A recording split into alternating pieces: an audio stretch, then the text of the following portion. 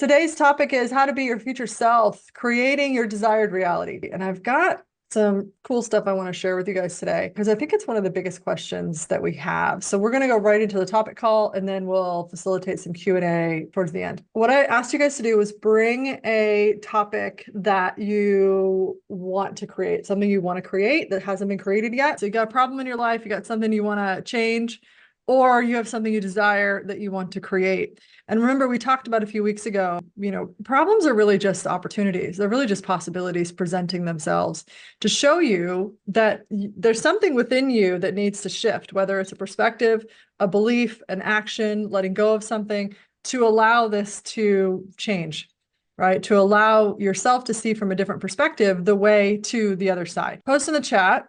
What's your thing? What do you want to look at today? So I get a sense of what you guys are looking at. Every desire, a true heart's desire, something that's calling you forward, that's like, oh, that's a full yes. I would love to experience that. I heard this said in a book I'm listening to yesterday, and it said, those true heart's desires are messages from your future self. It's a message from your future self saying this is available. And what I heard yesterday, it's actually God showing you the way, showing you, hey, pay attention. This is what's available for you.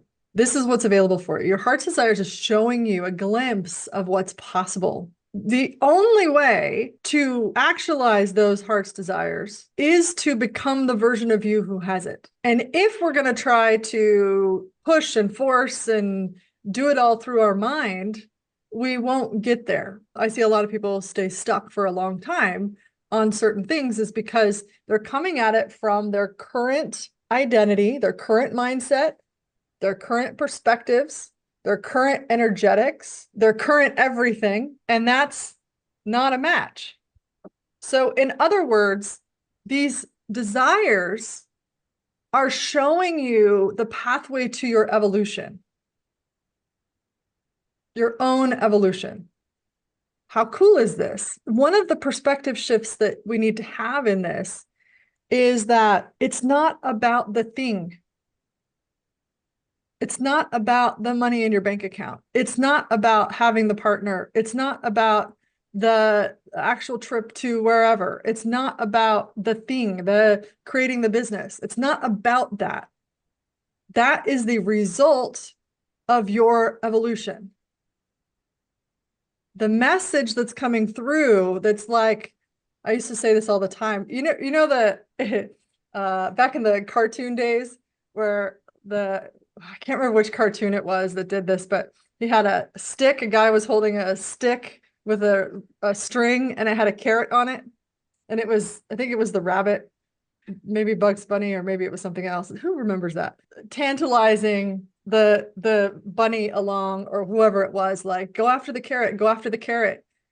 But it's never about the carrot. It's like a diamond encrusted carrot, right? It's sparkly, it's bright, it's like, yes, like I want to go for that. And so our mind and our ego wants to think that it's about the thing, it's about the carrot. It's never about the carrot, it's never about the thing. And that's why when we put too much significance, usually from our ego, onto I got to get the thing, then it's either very hard, very taxing, you're exhausted, you're burned out if you get it, or it never happens. And you're like, well, I did all the things.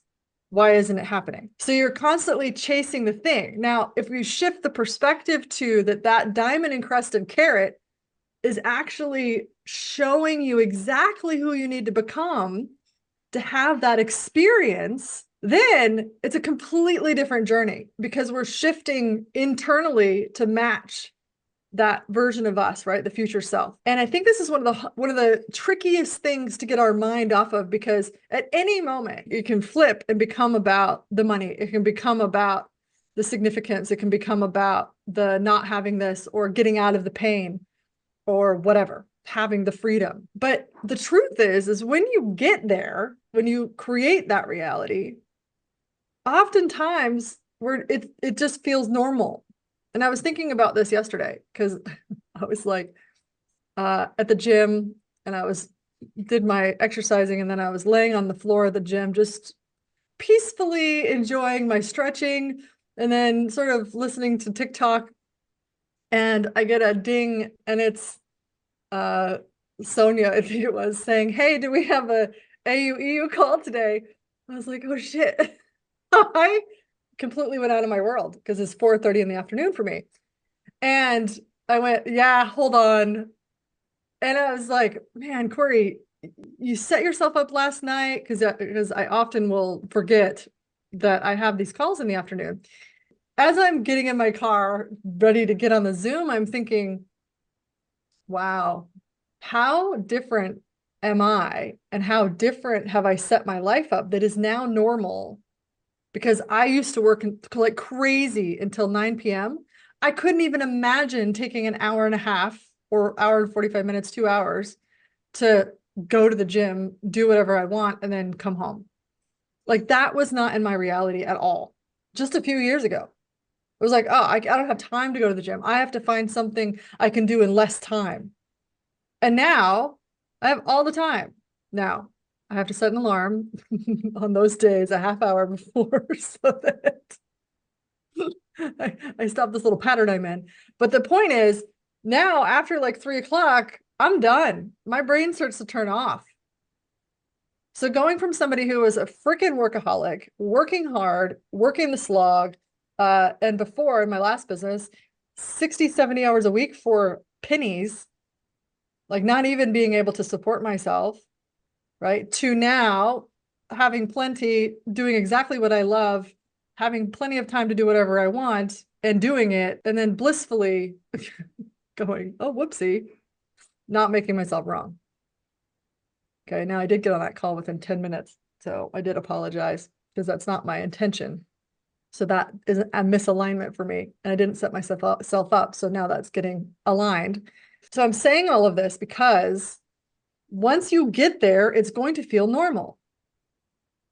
We think it's going to feel so different, and it does. Like, for example, with my life, it is different, but because it's now in the moment and in real reality, it feels normal. So to go back and try to remember who I was creating that life before, and now it's like, it's not about the life, it's about who I get to be that creates the life. So trying, forcing, trying to figure it out, all that stuff usually creates more of whatever your current identity has, because that's where you're functioning from, is on that level. It feels different for, yeah, it does. It feels different for a little while. And sometimes when the big things happen, but it normalizes, like basically you become, especially when you integrate it, embody, then it's just your normal. So I would never go back to working the slog again, right? Why? Because I know there's a better way, and I'm not that person anymore. I don't have those beliefs. I don't have those energetic addictions anymore. I just can't do that. And that's how we know we've had the full upgrade into the next level identity, right? Like it does feel different, and especially along the way, but it becomes normalized really quickly. And that's also why we want to do the wins weekly and acknowledge yourself for what you've created, because once you are out of this situation and then this one, or out of this reality and then this one, it will feel normal. And then what happens is, if you still have a sneaky little subconscious thought pattern that says, oh, it's not enough, or I'm not enough, or maybe I'm not worthy, and you've just had this big quantum jump, right? Like you're not here anymore, you're here, but you still have the thought and you haven't acknowledged how far you've come, then you will still believe that you're down here, that you haven't done enough, nothing's really changed. And I was talking to Ben about this the other day, because when I met him, he was skinny, right? He had just started really working out with CrossFit. He was skinny. Hard for him to gain muscle too, so he really has to work at it, and he loves working out. And one of the things he said to me a few years ago, actually right before COVID hit, was, I said, well, what would you do all day long if you could? And he's like, I would just work out every single day. And I was like, all right, great. Well, now he actually does that. Like he works out whenever he wants. Sometimes he does a couple of things, and now his son is working out and doing really great. Like he's created this whole reality with that. But the thing is, he's changed his body so much. In his world, he's still small.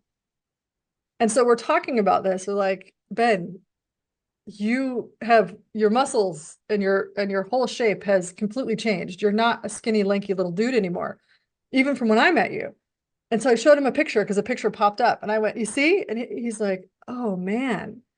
And I'm like, have you actually acknowledged the difference that you've stepped into? And he's like, no, I still think I'm small, no matter if I look in the mirror. And so this is why it's so important, even though I'm measuring like his gains and his strength. And he knows he's bigger, but hadn't embodied that yet. Power of that acknowledgement every week and that level of embodiment and saying, oh no, this is who I am now. This is what I've created is so powerful for that sustainability.